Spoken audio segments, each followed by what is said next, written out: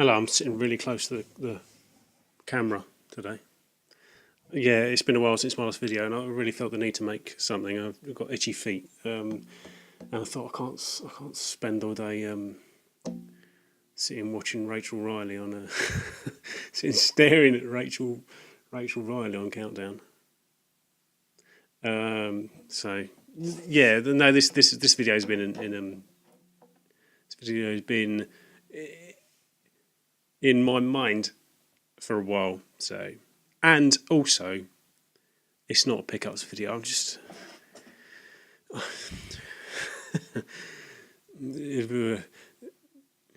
I bore myself with all these pickups videos. I mean, I like doing them, but they're my comfort zone, and so I thought step out of it for once.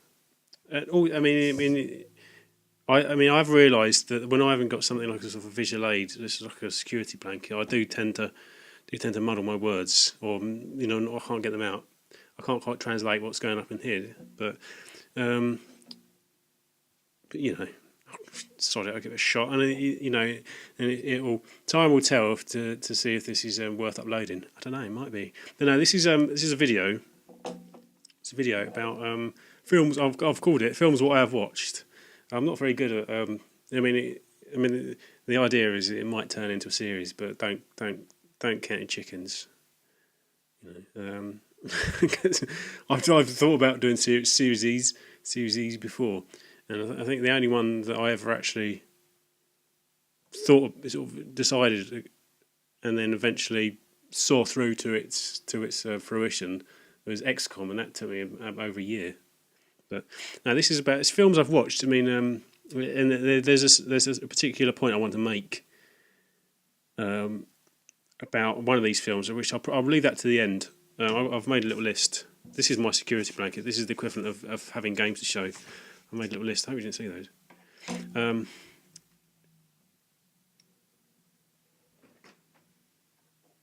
Sorry. Oh, the car. No. I'll try and be quick anyway. But I mean, some of these they're not really worth talking about. Not really worth saying much about, really.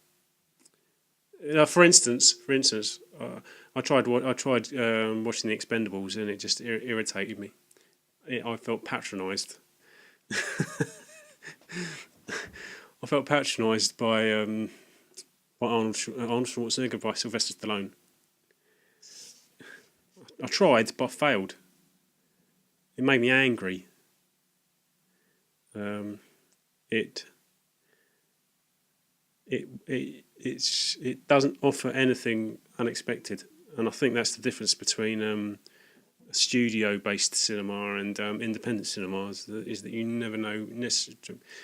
It's you're more likely to discover something new from independent cinema. So that's why I like it. Whereas studio-based cinema, it's all ticking boxes and playing by the books, and it's all it's about doing things that people like, rather than things that people will be challenged by, things that people feel comforted by, things that people have seen before. But yeah, I've got a list of films. Most of these, the seven films. A lot of them are a lot of them, yeah. 2, 3 are foreign. So. In no particular order. I mean, they're all films I've seen in the sort of the last few weeks. I mean, they're generally films they're either I've not heard of them before, or they're films I have heard of, but I feel that I should watch, but aren't prepared to pay money for. I mean, The Expendables was, it was a prime example of that. Ain't no way I'm spending money watching The Expendables. But anyway. Because if I sort of did pay money, and I doubt I'd be able to last the duration, but then I'd feel really dirty afterwards. I mean, there are other films I've watched in the past. Actually, one of these in particular, I've made it all the way through. you should feel a bit like you let yourself down afterwards. But anyway, 5 minutes. What shall I start with first? Because I can't remember which one I watched first. Some of these I watched a while ago, and I can't really remember what they were. Thing is, I was planning on doing this a bit earlier, but what should we go first? Let's go with, because some of these are quite interesting, unexpected. A film called The Wall. I think it's Austrian or German. I don't know. It's a film called The Wall, and it's on the face of it, it'll bore you to tears. But I wouldn't be surprised if it did bore people to tears. But I actually enjoyed it in quite a sort of a not sadomasochistic way. Masochistic way. It's not sadomasochistic. It's not like about bondage or anything, people trussed up. The Wall. It's by a guy called Julian Polsler. I've never heard of him. Apparently, it's an adaptation of a book which I'd never heard of either. It's from 2012. It's Austrian German, but it's in German anyway. The story is a woman goes to visit her cousin. The woman's middle aged. She goes to visit her cousin. The cousin's slightly older. Her cousin and her husband, and they go to I think it's the Austrian Alps. I think they all go on a sort of a break, a mini break maybe, on to the Austrian Alps, to this alpine lodge, and they're all due to stay there overnight, or to stay there for a few days. And her cousin's brought a dog as well, and the cousin's husband doesn't really want to sort of stay. He wants to stay overnight. He's obviously going to stay overnight, but he doesn't want to stay there. He wants to sort of go back to the local village to go wherever. And so the main character, I've forgotten her name. She decides to stay, and she lets the cousin and her husband sort of go back to town, expecting them to come back for the evening. She stays there, and she goes to sleep. She goes to bed. Wakes up in the morning and looks for them, but realises they've not come back. The dog's there, but there's no one else around. So, which she thinks is quite unusual, because she's expecting them to stay the night, because it's like their holiday, their little mini break thing. So she takes the dog back. It's in a valley, by the way. Did I say that? Yeah. It's in a valley. It's an alpine lodge at the bottom of in a valley. She takes the dog back along the path that they came along the day before. Back along the path, and the dog runs ahead. But then it runs around this corner, and then she hears the dog whimpering. Is that the right word? Sorry.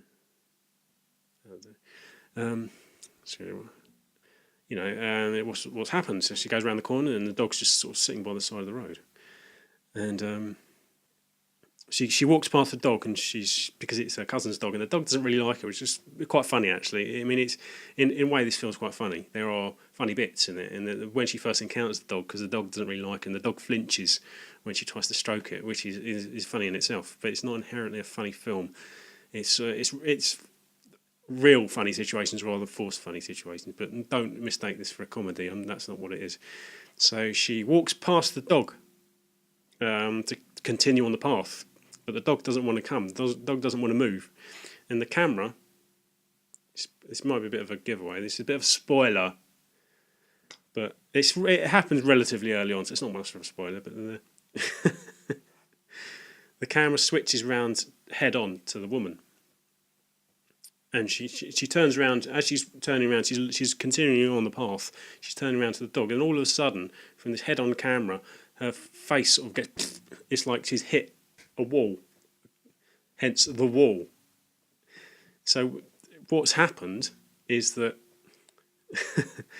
and it's never explained. That's what people might find difficult. It's never explained what the wall is. It's basically she's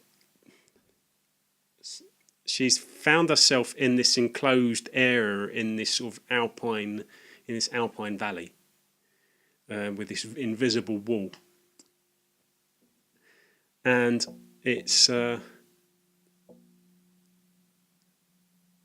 that's pretty much what the film is. It's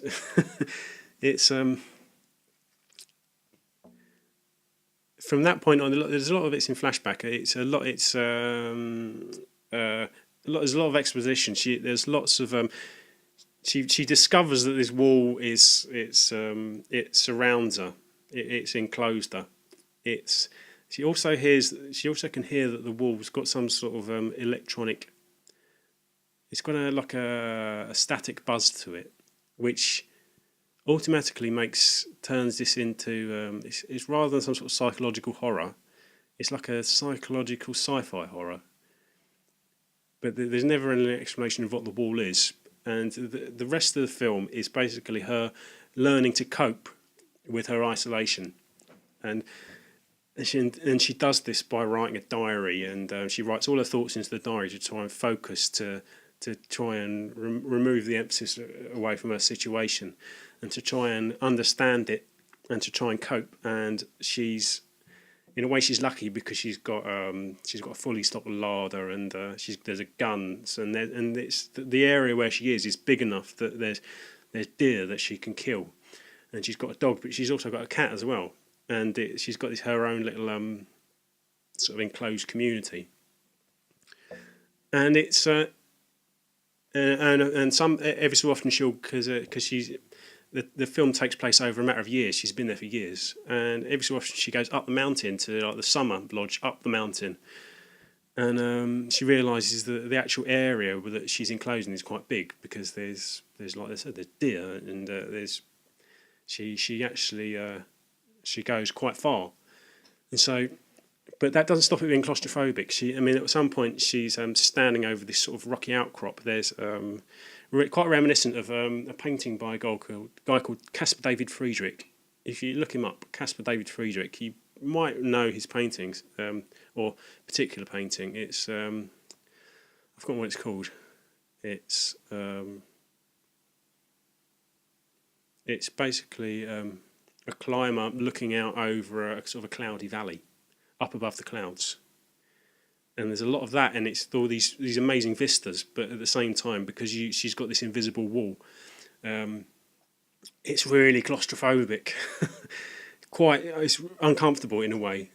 I think it's about isolation, which makes it quite a difficult watch in a way. There's other sci-fi elements to it in that she traces where the wall is, and she follows a road that she finds, and she sees other people on the other side, but they're sort of frozen in time. The people are frozen. At some point, she sees these people. They're stood outside their house, but the people are frozen. But there's a water, a tap. The tap's still running, but the people are frozen.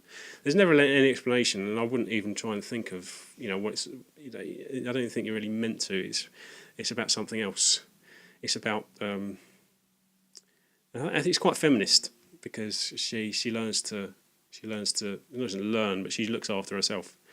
But that's not a very good explanation of the film, but it's quite interesting. So I would urge people to go. This is going to take a long time. If I speak for all the rest of these films, as long as I'm going to speak to that one, it's going to take a while. But I'll move on to something a bit more simpler.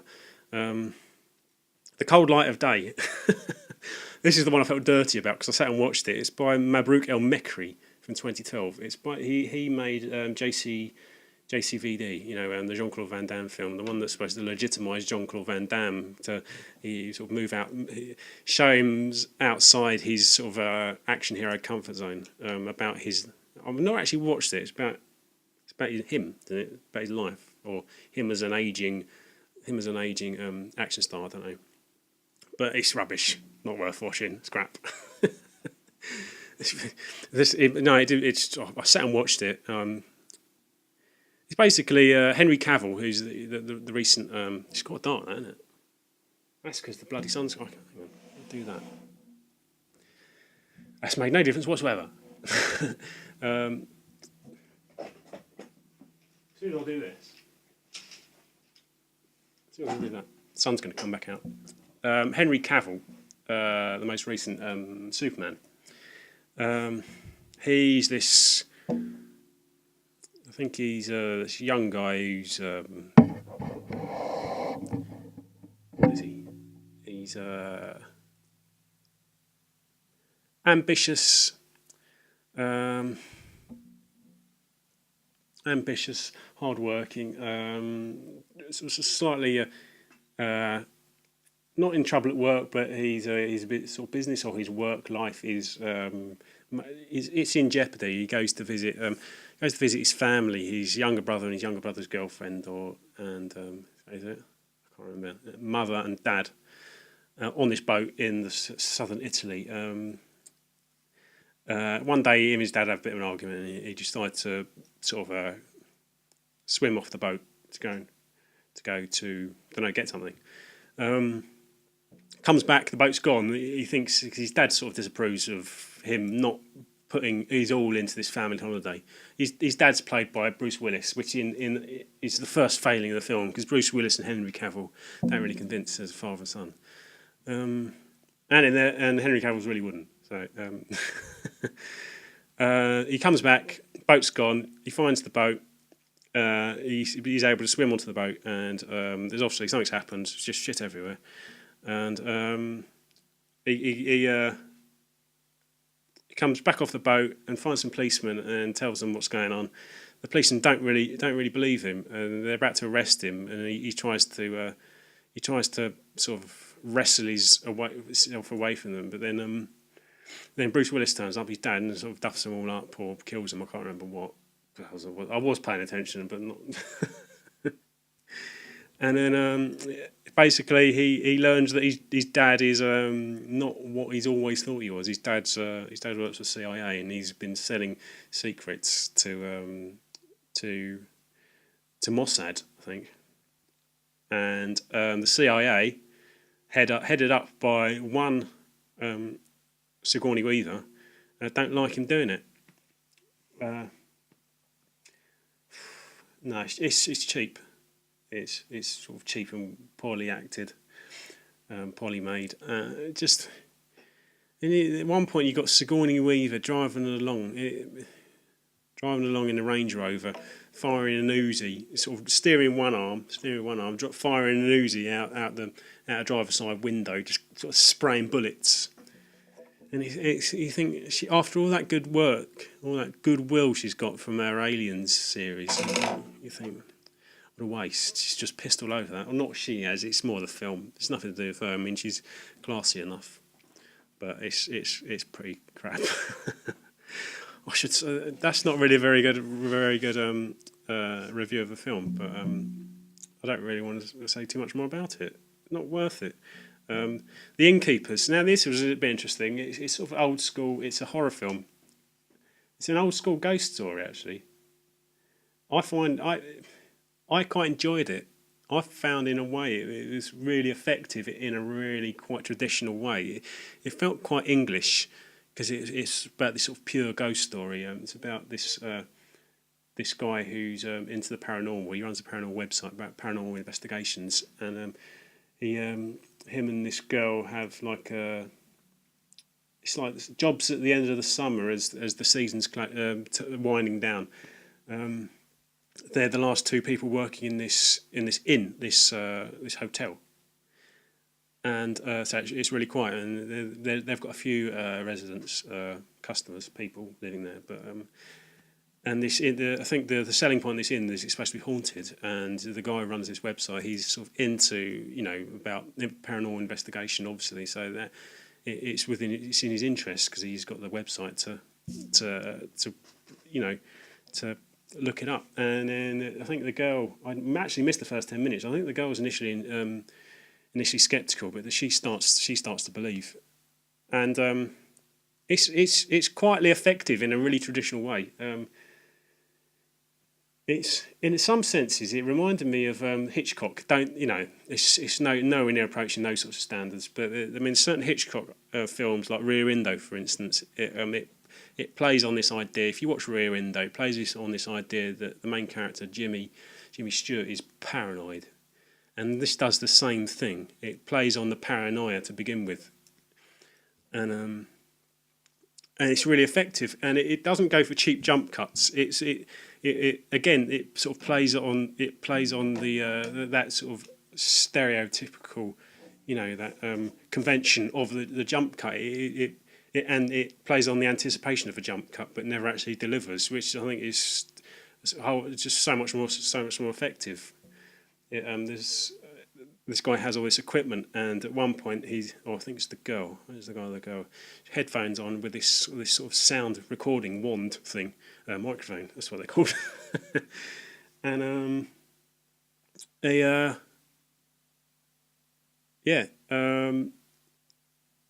it's the camera's behind his head, so it's instantly claustrophobic behind his head, and you can hear this noise. And it's in I think it's the girl actually. It's in a well lit hotel. It's an old hotel, but it's well lit. And the camera follows her behind her head as she's waving this wand, and she's not scared because she's skeptical, and she's quite relaxed. But then the composition of the shot and the sound, and then her sort of relaxed nature makes it quite a tense scene. And there's lots of that. I mean, I don't think it's a spoiler, but there's right at the end of the film when everything's finished with, there's a scene where the camera focuses on through a doorway on just sort of a bedside table with a lamp on it, and it stays there for about a minute, and you're just sort of. You're forced to watch it, and there's a lot of that in the film, and it's really effective. It is. I mean, it's essentially a ghost story, but it's old school and it's traditional. I mean, it's not so much an indie film, but there's not too many. I think a girl called Sarah Page, she's a young girl. It's got Kelly McGillis in it, who from Top Gun. It used to be Tom Cruise's, missus in films like Top Gun. Is it Top Gun? I've never actually seen Top Gun. I don't think I have. I might have watched it, But yeah, it's called. That was called The Innkeepers. So that's worth watching. This is going to be a long video. Next film, Red State. Another film I missed the beginning of. Interesting in that it's totally unexpected. It's by Kevin Smith. I watched the whole film without knowing it was by Kevin Smith. Kevin Smith from... what's it called? Chasing Amy, Clerks, More Rats, and the one with Ben Affleck and Matt Damon as as angels. What's it called? I forgot what it's called. I can't remember what it's called, but it's that film. Kevin Smith. I had no idea it was Kevin Smith, which after in hindsight, retrospect, sort of elevated above what I thought it was, because you realise that everything's intentional. Because sometimes I think sort of poor filmmakers make the best out of things they didn't intend, play on them. Whereas the better filmmakers they'll have total control. Put it that way. Red State. It starts off. It's interesting because it's all over the place. It starts off as sort of torture porn, but then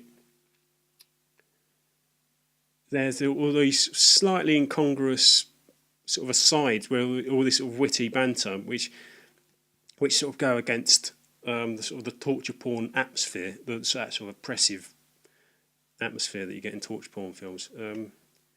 It's about these kids who are drawn to this. I think that's a bit I missed. They're drawn to this. I think they read some sort of advert about they're looking to get their end away. It's that horror trope. No, that common horror idea of kids sort of giving into their carnal desires and then being sort of betrayed by their carnal desires. And it's they're lured to this place, and it turns out that the place is run by one of these sort of the they're sort of that Westboro Baptist church. They're those Christian lunatics, but they believe in the rapture, and from that point on, it takes on this sort of torture porn idea, But then there are all these other scenes with John Goodman. It's got a good cast in it. It's with John Goodman, who plays this head of the FBI, and then because it's Kevin Smith, he's got something to say, and I'm trying to. I don't think I'm trying to work out how I can talk about the film without giving away some of the sort of the central ideas, because it's a little bit unexpected, and but it is all over the place. It's funny, but then at some points it switches to sort of as an action. It becomes an action film, and it's really violent in places. But then there's this continuous sort of torture porn things, sort of ideas, and I'm finding, like I said, I'm finding it difficult to talk about without giving away certain ideas. But it's definitely worth a watch. I forgot what I was going to say about it. I've lost all momentum. It's no Red State. It's called Red State by Kevin Smith. There's lots of it's no. That was it. I've got it now. He's not the best. He's not the best maker of action films. I mean, the action sequences themselves aren't the best, but I think the dialogue makes up for it, and just how totally unexpected the film is. It's just, it's all over the place, but then it doesn't suffer for it. There's a lot of films in this one sort of, however long it is, 90 minutes, 2 hours sort of segment. There's a lot going on, but it's not worse for it. So what else have I got? What have I done so far? Bullhead, another foreign film about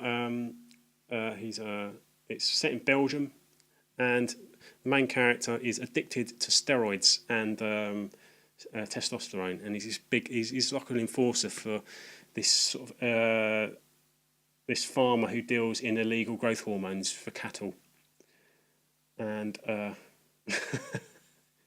it's actually really good.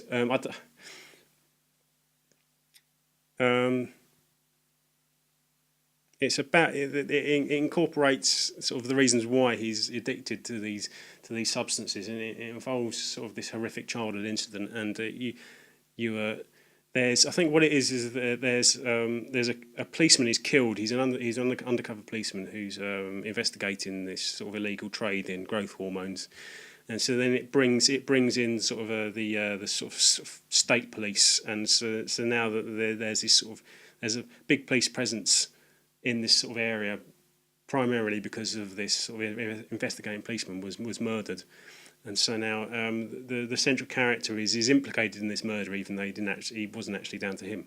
And this is another film I missed the first 10 minutes because I missed that bit, but it's he's not instantly a sympathetic character, but he's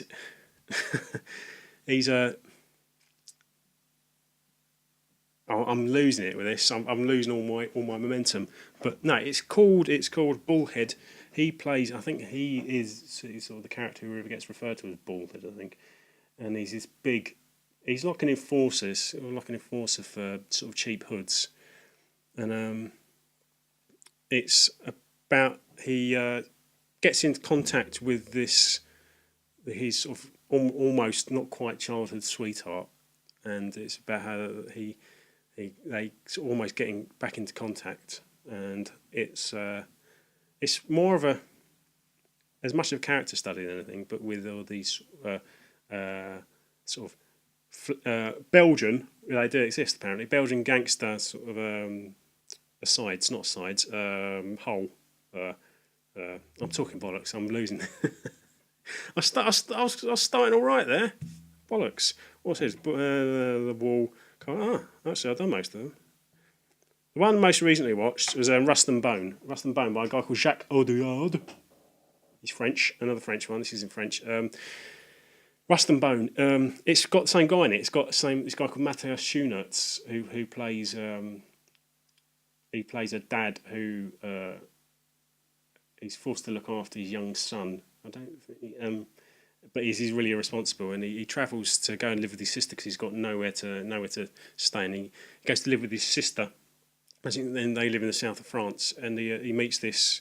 He's got work as a security guard, and he meets this sort of slightly vulnerable wild woman while he's working in this bar. She gets beaten up in a nightclub, and he takes her home, and he gives her his phone number.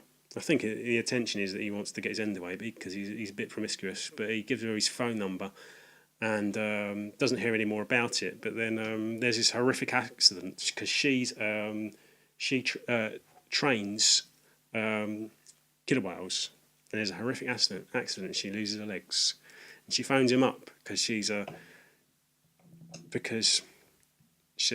don't know, she's vulnerable, and I think she obviously sees something in him that that she needs. I think it's part of this sort of.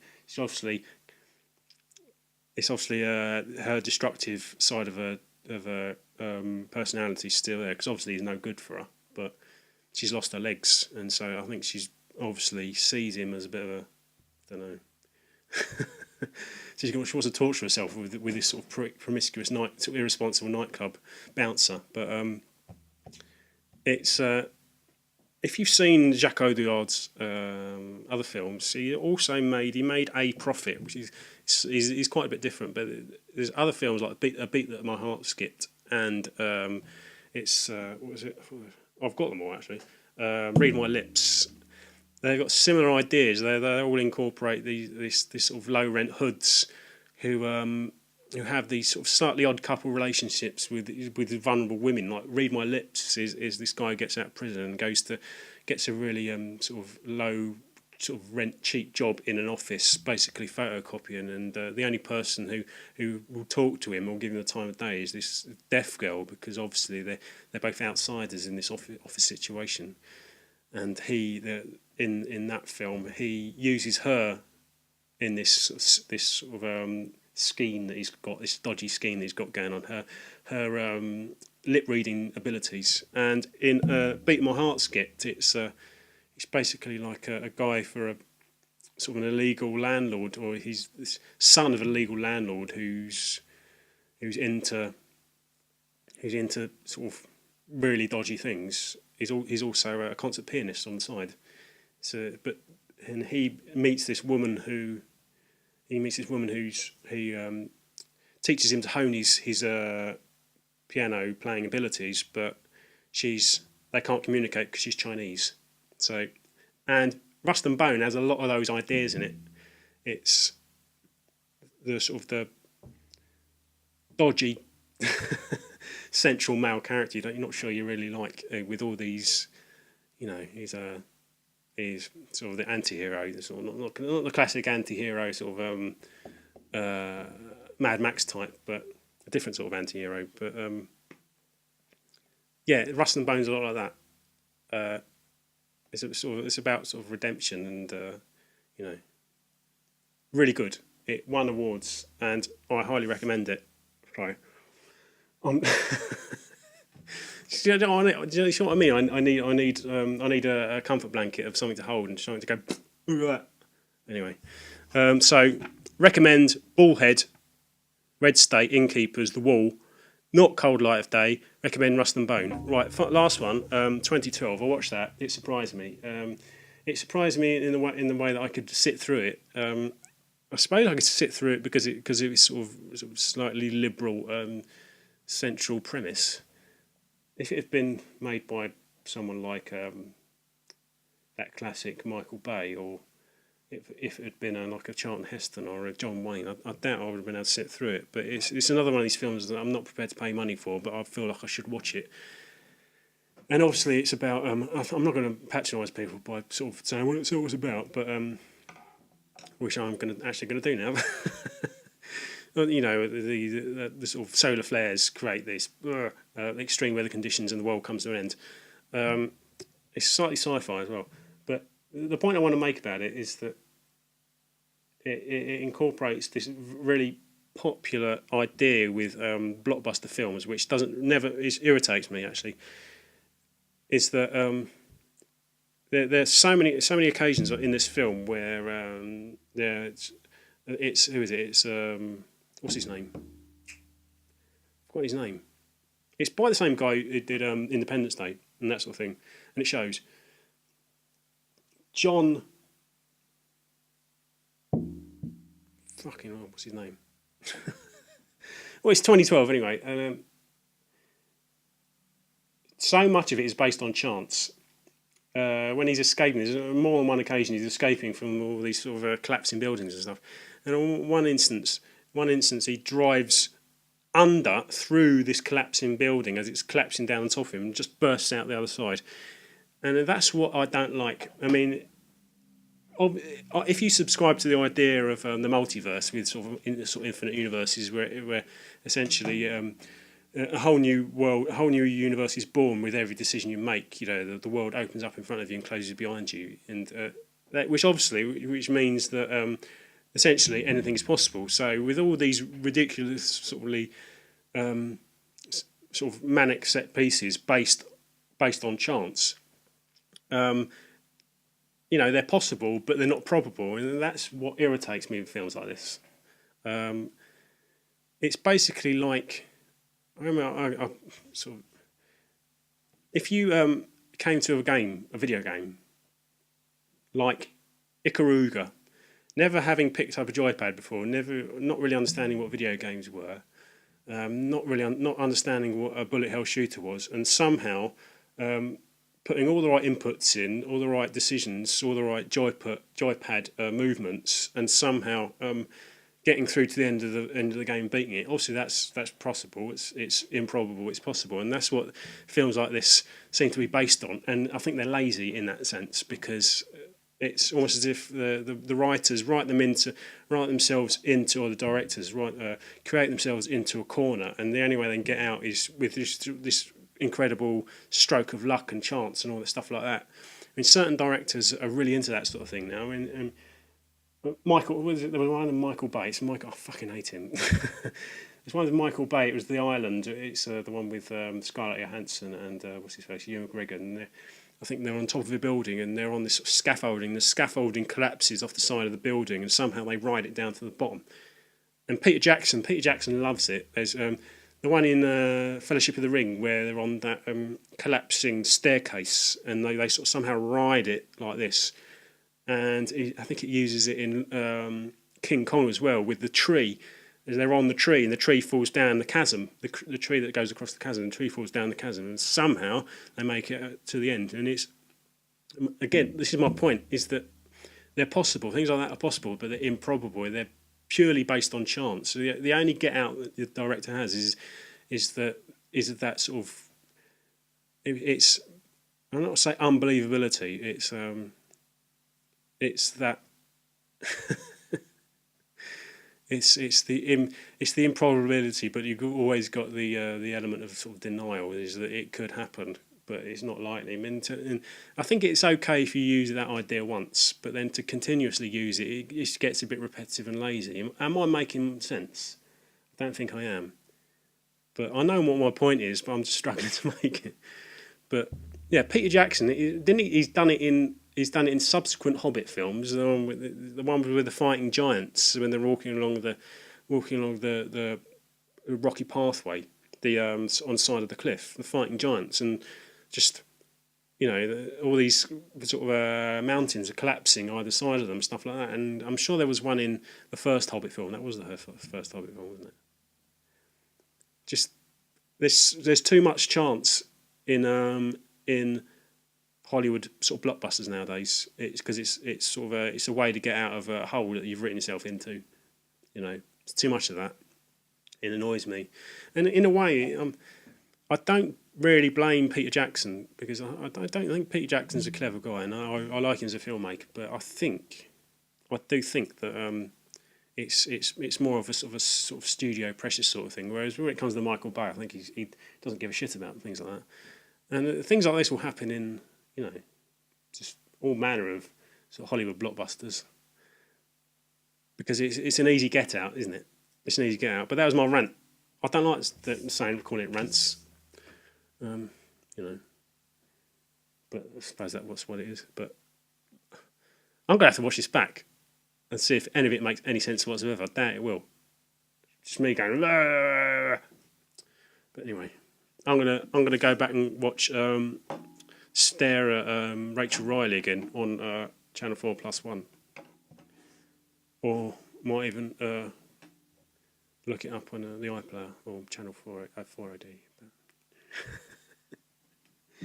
Right. Maybe next time might be a long-awaited pickups video. That'll be something to look forward to. No, I'm going to watch this back, and I might even edit in some little like posters, pictures, images from each film I'm talking about. Maybe that might help explain what I'm banging on about, but probably not. But it might do. Who knows? This might be worth uploading after all. So I just have to watch it back. But thanks for sticking with it. If you did, if you didn't, screw you. But then you aren't watching, so it doesn't matter. See you later. Thanks for watching.